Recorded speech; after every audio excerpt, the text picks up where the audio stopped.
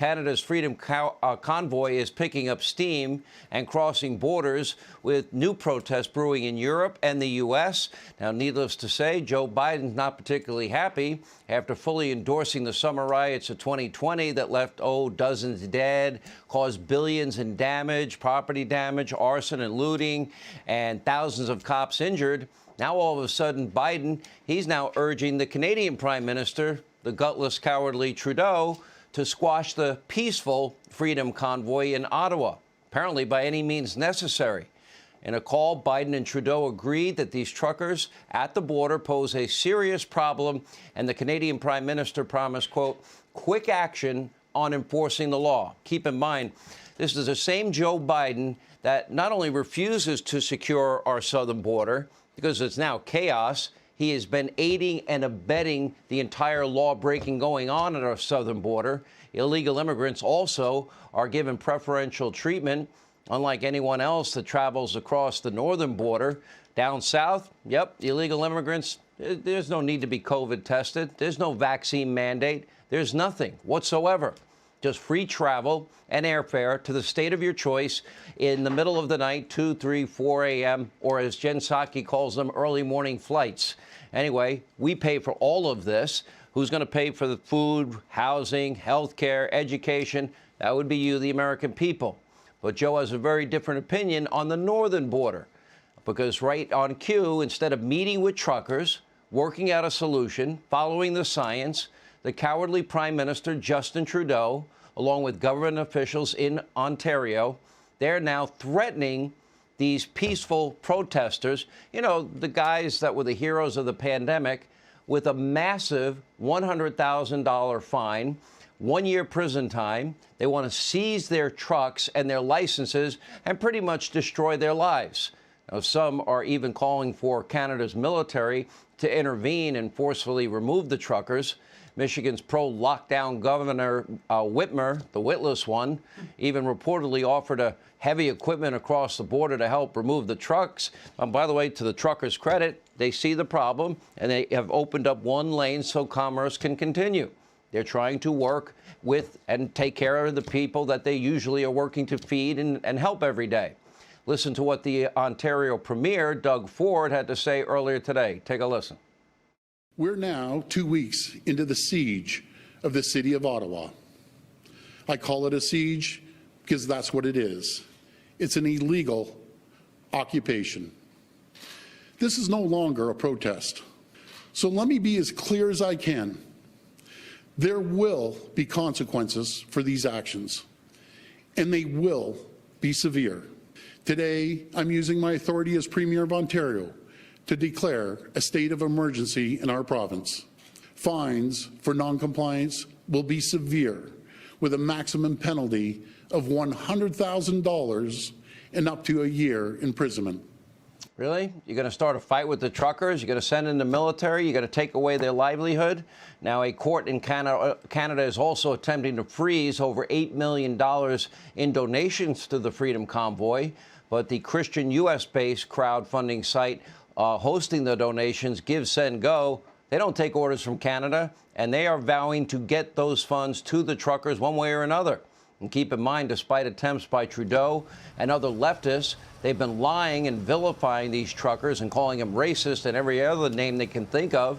Well, this is, basically the convoy has been comprised of peaceful Canadians from many different races, backgrounds, religions, who all share one simple message. No more mandates, no more lockdowns, no more COVID-19 restrictions. They want life to return to normal for every man, woman, and child. That's it. And by the way, let's say that Trudeau gets his way and he sends in the vaccination police and every trucker is vaccinated and every trucker gets a booster. Guess what? They can still contract COVID-19. They can still transmit COVID-19. The mandates, in that sense, are pointless. If you're fully vaccinated and boosted, even have natural immunity, you can get COVID-19. That's Canada and the U.S. not following the science as they like to lecture us. So now there are pretty much two options on the table for Canada's government, with, of course, the advice of tough Joe Biden, who doesn't lift a finger to secure our southern border.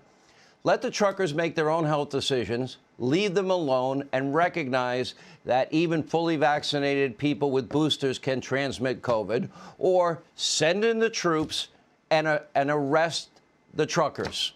It's a peaceful protest. You know what's going to happen. All hell will break loose. That will be the government starting a fight. People may die. They're going to, what, take the rigs, their livelihoods away from them? They're going to fine them $100,000 each? They're going to put them in jail for a year? To me, the answer is obvious. Restore freedom, leave the heroes of the pandemic alone. And our own investigative reporter, Sarah Carter, has been with the truckers and their convoy all week in Ottawa. And, you know, it looks like a block party every night. And I'm glad they didn't get too mad that I said I was a Rangers and Islanders fan yesterday. I don't think they were mad at all, Sean. It does kind of feel like a block party. I mean, people here really are trying to show support for one another.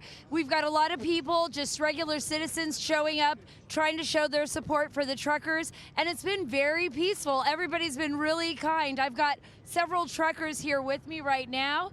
I've got Tyler Armstrong. He's here with me. You've been here from the beginning, right, Tyler? Yep, I've been here since day one. Yeah. What has it been like for the last 2 weeks for you? It's been pretty surreal, just the amount of support we're getting from the public. The cash donations, food donations, getting little cards from kids and everything brings tears to my eyes every single day. It's a very beautiful thing. Yeah, it's been pretty incredible how I've been treated as well. And I wanted to talk to you really quick. Mike Johnson, Sean, he's also a trucker. He's been here from the beginning. What's it been like for you when you hear Prime Minister Trudeau, you know, make statements that, you know, that basically the truckers are racist or that they're misogynistic or that there's criminality occurring? What have you seen and what is your response to him on that? What I've seen in my response would be, I mean, even if you're to pan the camera around right now, you'll see every kind of looking person. You'll see there's probably 30 languages spoken right here. There's every kind of person here. We're all Canadians.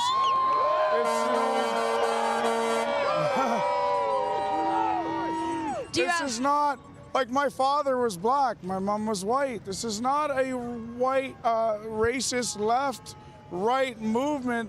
This is a movement about freedoms of Canadians as individuals to make their own decisions in their lives.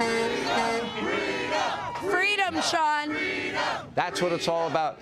Send our love, our prayers, our solidarity. Keep it peaceful, and I predict they will win in the end. Hang in there. Thanks, Sarah. I will. Sean sends his love, his peace, and his solidarity with you. Awesome. Thank you very much. All right, our friends in Canada, Sarah Carter, live on the scene. Hey, Sean Hannity here. Hey, click here to subscribe to Fox News YouTube page and catch our hottest interviews and most compelling analysis. You will not get it anywhere else.